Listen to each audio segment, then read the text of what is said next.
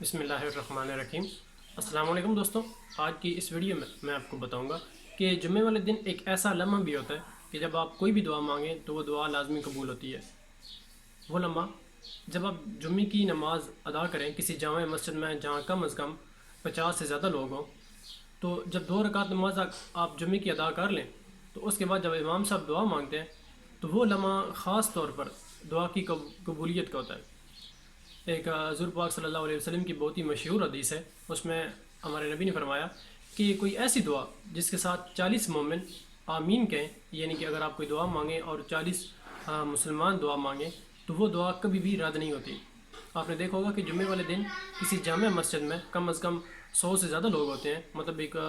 زیادہ لوگ ہوتے ہیں۔ تو جب امام صاحب دعا مانگ رہے ہوتے ہیں تو ساتھ اگر آپ اپنی بھی دعا مانگ لیں دل میں یا بول کر، تو زیادہ تر بہتر یہی کہ آپ بول کر، یعنی کہ منہ سے آپ سے کہ آواز آئے کہ آپ کوئی دعا مانگیں تو اس کے زیادہ چانسز ہوتے ہیں کہ وہ دعا قبول ہو۔ میرا ذاتی تجربہ ہے، اس لیے میں آپ کو بتا رہا تھا کہ اس بات کے زیادہ چانسز ہوتے ہیں کہ وہ دعا قبول ہو۔ تو آپ کوشش کریں کہ جمعے والے دن جب بھی امام صاحب دعا مانگیں تو آپ بھی ساتھ دعا مانگیں، کیونکہ جب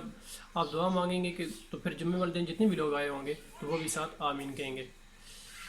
تھینک یو سو مچ۔